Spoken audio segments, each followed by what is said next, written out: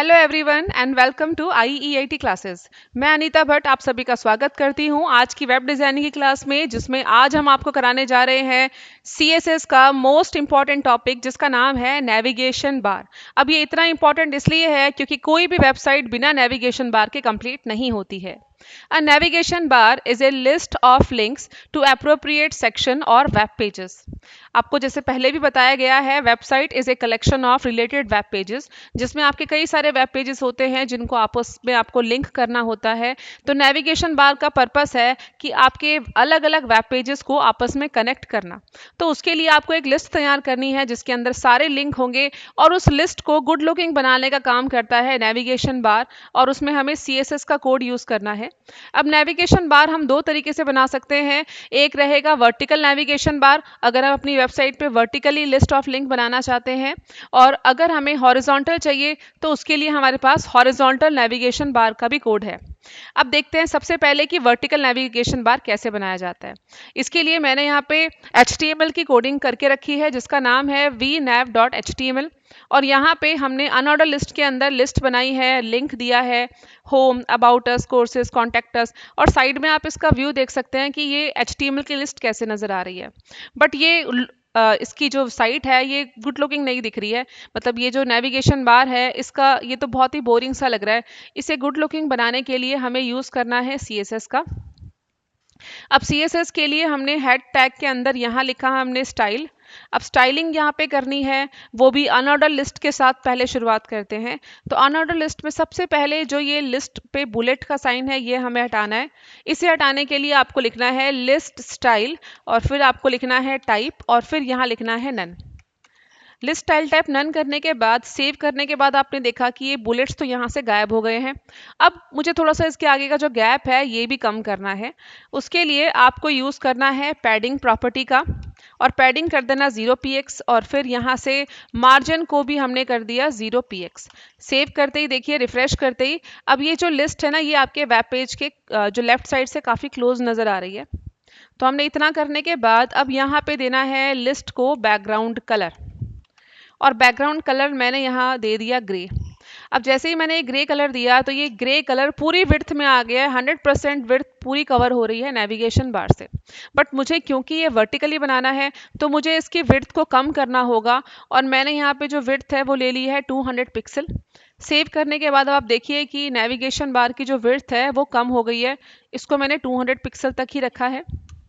अब और क्या करना है मुझे, यहाँ पे अनऑर्डर लिस्ट को तो मैंने कर दिया। यहाँ पे मुझे जो लिस्ट है ना, लिस्ट के अराउंड आप देखो बिल्कुल यहाँ टॉप से थोड़ा सा गैप है, थोड़ा लेफ्ट में गैप है। इसके लिए आपको HTML का जो बॉडी टैग है, बॉडी जो सिलेक्टर है, यहाँ पे भी कुछ एक्स्ट्रा मार्जिन होता है, तो ये मार्जिन आपको हटाना होगा। तो मैंने ये 0 पिक्सल ले लिया मार्जिन, और यहाँ से जो पैडिंग है वो भी मैंने दे दी है 0 पिक्सल। सेव करने के बाद रिफ्रेश करते ही देखिए, हाँ अब ये ठीक लग रहा है, क्योंकि बिल्कुल टॉप से और लेफ्ट से एकदम टच होता हुआ हमारी ये लिस्ट जो है नज़र आ रही है। अब इसका लुक अभी उतना ठीक नहीं हुआ है। इसे करने के लिए अब हमें क्या करना है, हमने लिस्ट के अंदर li टैग का यूज़ किया है, अनऑर्डर लिस्ट के अंदर लिस्ट बनाई है, और साथ में यूज़ किया है लिंक का।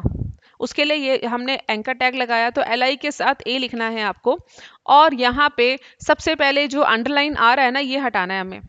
इसके लिए आपको लिखना है टेक्स्ट डेकोरेशन, और टेक्स्ट डेकोरेशन के साथ आपको लिखना है नन। सेव करते ही देखिए आप जब रिफ्रेश करोगे तो अंडरलाइन जो है ये चली गई है आपके वेब पेज पे से। अब फॉन्ट का जो कलर है वो कलर मैंने यहाँ पे दे दिया है वाइट। सेव करके देखिए वाइट कलर भी आ गया। अब थोड़ा सा ना ये जो लिंक है ये थोड़ा दूरी पे होना चाहिए, थोड़ा सा इनके बीच में गैप भी देना है। इनके बीच में गैप देने के लिए हमने यहाँ पे यूज़ किया है पैडिंग का। पैडिंग आपको बॉक्स मॉडल की थ्योरी में भी समझाया गया था। पैडिंग होता है inside space inside the content, तो कंटेंट बॉर्डर और जो कंटेंट है उसके बीच में जो गैप है वो पैडिंग से दिया जाता है, और मैंने वो दे दिया है यहाँ पे 12px। अब 12px देने के बाद यहाँ पे देखो पैडिंग का ज़्यादा असर तो नहीं पड़ा, थोड़ा सा आपको लेफ्ट में थोड़ा सा गैप नज़र आ रहा है। अभी ये जो गैप है ये टॉप और बॉटम में अप्लाई इसलिए नहीं हुआ क्योंकि हमारा जो लिस्ट आइटम है वो एक सेपरेट एक ब्लॉक की तरह नहीं है। तो अगर आप चाहते हो कि वो ब्लॉक की तरह रिप्रेजेंट हो, अलग से उसको पैडिंग मिलनी चाहिए। उसके लिए एक प्रॉपर्टी आती है लिस्ट की जिसका नाम है डिस्प्ले प्रॉपर्टी, और डिस्प्ले में आपको लिखना है ब्लॉक। डिस्प्ले ब्लॉक लिखने के बाद सेव करके जब आप रिफ्रेश करोगे, अब देखो एक ब्लॉक की तरह आपके हर एक लिस्ट के अंदर जो लिंक है उसे प्रॉपर एक बॉक्स की तरह स्पेसिंग मिल रही है, और 12 px की जो पैडिंग है वो टॉप बॉटम में अप्लाई हो गई है। अब इसके साथ साथ इतना कर लिया हमने, अब थोड़ा और इसको इन्हेंस करने के लिए, इसके डिज़ाइन को बढ़ाने के लिए इसके अंदर हम देने वाले हैं ओवर इफेक्ट। ओवर मीन्स जैसे ही हम माउस ओवर करें तो क्यों ना इसका कलर चेंज कर दिया जाए, जो ये लिंक इसके अंदर हमें मिल रहे हैं। तो उसके लिए हमें क्या करना है, LI के साथ हमने लिखा A, और फिर यहाँ लिख दिया मैंने होवर। लिंक लिस्ट पे होवर होने पर यहाँ पे जो कलर है फॉन्ट का वो मैंने दिया रेड, और यहाँ से इसका जो बैकग्राउंड कलर है वो मैंने यहाँ दे दिया ब्लैक। तो ये हमने रेड कलर दे दिया फॉन्ट का और बैकग्राउंड का कलर दे दिया ब्लैक। सेव करने के बाद अब यहाँ वेब पेज पे जाके इसको रिफ्रेश कर देते हैं। अब देखो जैसे ही मैं ओवर कर रही हूँ, देखो काफ़ी अच्छा ये आपको नज़र आ रहा है, मतलब अब ये अच्छा लग रहा है, मतलब लिस्ट ऑफ लिंक जो है काफ़ी गुड लुकिंग हो गया है, क्योंकि ओवर करने पे देखो इस तरीके से कलर चेंज हो रहा है। ये हमने किया है होवर प्रॉपर्टी के साथ। अब इसमें मैंने आपको बोला कि आप वेबसाइट जो बना रहे हो, वेबसाइट के अलग अलग सेक्शन के, यानी कि अगर वेबसाइट एक ही सिंगल पेज की आप बना रहे हो तो अलग अलग सेक्शन का लिंक बना सकते हो नेविगेशन बार में। अब उसको बनाने के लिए हम क्या करते हैं, यहाँ पे जो हमारा HTML की कोडिंग नज़र आ रही है, इसी HTML के साथ इसके नेक्स्ट यहाँ पे मैंने एक div टैग लगाया। यहाँ लिखा मैंने div, और इस div के अंदर मुझे कुछ पैराग्राफ चाहिए, तो मैंने ये लोरेम से एक रैंडम पैराग्राफ यहाँ ले लिया है। इसको सेव करने के बाद आप ब्राउजर में जाके रिफ्रेश करोगे तो नेविगेशन बार के जस्ट नीचे ये हमारा div टैग से हमारा पैराग्राफ जो है ये नज़र आ रहा है। बट मैं ये चाहती हूँ कि जो नेविगेशन बार है, इस नेविगेशन बार की हाइट होनी चाहिए 100%, मतलब मुझे पूरी हाइट का नेविगेशन बार बनाना है, और नेविगेशन बार को हम यहाँ राइट साइड में इसको एडजस्ट करना चाहते हैं। अब उसके लिए क्या किया जाए, अब यहाँ पे CSS देखो क्या काम करेगा। सबसे पहले क्या करना है, मुझे नेविगेशन बार की हाइट को 100% करना है। उसके लिए अनऑर्डर लिस्ट के अंदर, मतलब UL टैग के स्टाइल के अंदर यहाँ लिखा मैंने हाइट और लिख दिया 100%। 100% हाइट देने के बाद आप सेव करोगे, रिफ्रेश करोगे तो कोई इफेक्ट नहीं मिला। क्यों? क्योंकि हमने यहाँ पे एक प्रॉपर्टी नहीं लिखी है जिसका नाम है पोजीशन, और पोजीशन में आपको लिखना है फिक्स्ड। क्योंकि अब ये नेविगेशन फिक्स हाइट का बन गया है, तो ये आपके वेबसाइट में पूरा 100% हाइट जो है ये आपके वेब पेज की ले लेगा। ठीक है, तो चलिए नेविगेशन बार तो हो गया 100% हाइट के साथ, लेकिन ये जो div है ना, div के कंटेंट आपके नेविगेशन बार के बिहाइंड छिप गए हैं, वो हमें दिख ही नहीं रहे हैं। उसके लिए क्या किया जाएगा, इसके लिए आपने क्या करना है, जो हमने यहाँ पे div बनाया है नीचे, इस div में मुझे देना है लेफ्ट मार्जिन। तो मैं ऐसा करती हूँ, यहीं पे इसी के साथ मैंने यहाँ लिखा स्टाइल, यहाँ पे इनलाइन के तरीके से इसको स्टाइलिंग कर देते हैं, और यहाँ पे मैंने लिखा मार्जिन।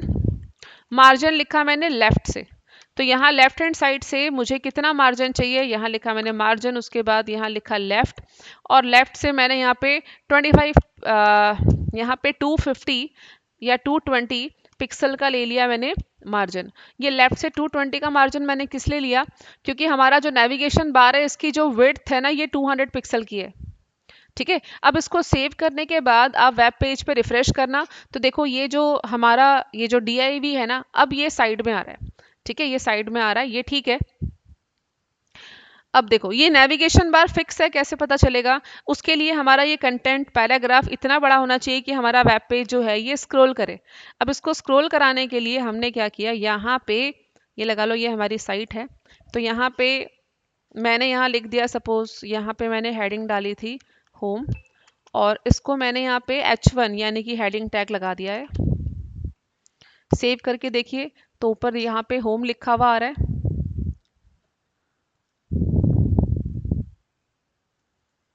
होम के बाद यहाँ पे बीच में मुझे अबाउट अस, कोर्सेज, इस तरीके से अलग अलग सेक्शन बनाने हैं। तो यहाँ पे आप चाहो तो पैराग्राफ का साइज आप बढ़ा सकते हो। यहाँ से इसको मैंने कॉपी किया, इस एरिया को, इसे कॉपी करने के बाद यहाँ पे हमने बाकी के जो ऑप्शन है, होम के बाद ये लिखा मैंने यहाँ से अबाउट अस,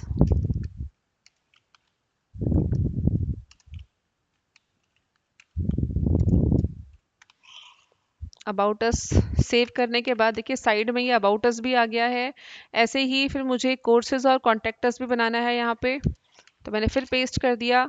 यहाँ लिखा हमने कोर्सेज के बारे में, और लास्ट में हम बना रहे हैं यहाँ पे कॉन्टैक्ट अस।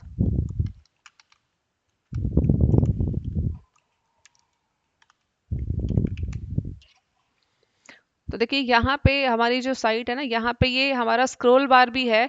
पेज को देखो हम यहाँ से अप डाउन करके देख रहे हैं, और नेविगेशन बार जो है वो अपनी जगह पे फिक्स है। नेविगेशन बार की जगह जो है यहाँ से फिक्स आ रही है। इस तरीके से हमने इसको बना लिया है।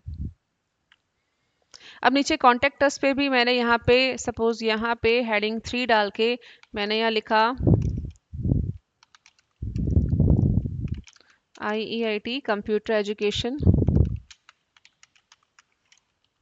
उसके बाद H4 पे हेडिंग 4 पे मैंने यहाँ लिख दिया न्यू दिल्ली।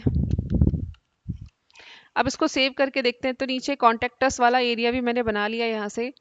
अब हमें चाहिए लिंक, मतलब मैं होम पे क्लिक करूँ तो होम वाला सेक्शन आ जाए, अबाउट वाला आ जाए, कोर्सेज आ जाए, कॉन्टेक्ट अस आ जाए। तो इसको देने के लिए हम क्या कर सकते हैं, यहाँ पे मैं चाहती हूँ कि सीधा कॉन्टेक्ट अस पे क्लिक करते ही ये एरिया, ये सेक्शन जो है ये यहाँ से अप आ जाना चाहिए, मतलब नज़र आ जाना चाहिए कॉन्टेक्ट अस का एरिया। अभी देखो CSS से हम चाहें तो बहुत कुछ कर सकते हैं, यहाँ से हेडिंग को स्टाइल दे सकते हैं, ये भी कर सकते हैं। तो मैंने यहाँ पे सिंपल क्या करना है, अभी तो लिंक बनाना है। तो लिंक बनाने के लिए क्या करना है, सबसे पहले आपने जो भी कंटेंट बनाया, सपोज ये आपने होम लिखा है, यहाँ पे होम के साथ आपने यहाँ लिखना है ए नेम।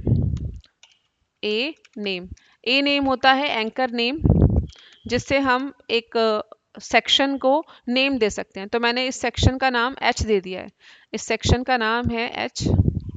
ऐसे ही जैसे मैंने ये सेक्शन होम के लिए H दिया है, इसको भी मैं यहाँ पे नाम दे रही हूँ। मैंने यहाँ लिखा ए नेम, इसका नाम हमने रखा AB। अबाउट अस के लिए ये लिंक हमने यहाँ पे क्लोज कर दिया। सेम ऐसे ही आप कोर्सेज के लिए भी दोगे, तो यहाँ पे हमने लिखा ए नेम, कोर्सेज के लिए हमने यहाँ पे C रखा है इसका नाम, और लास्ट में है कॉन्टेक्ट अस, इसके लिए हमने लिखा ए नेम और इसका नाम रखा मैंने CU। यहाँ पे ये इंटरनल लिंक के लिए हमने ये नाम दे दिया। अब हमने जहाँ पे भी हैश लगाया है ना, हैश के साथ आप लिंक दे सकते हो। होम के लिए मैंने H का यूज़ किया है, अबाउट अस के लिए मैंने AB लिया है, कोर्सेज के लिए हमने C लिया है, और कॉन्टेक्ट अस के लिए हमने लिया है CU।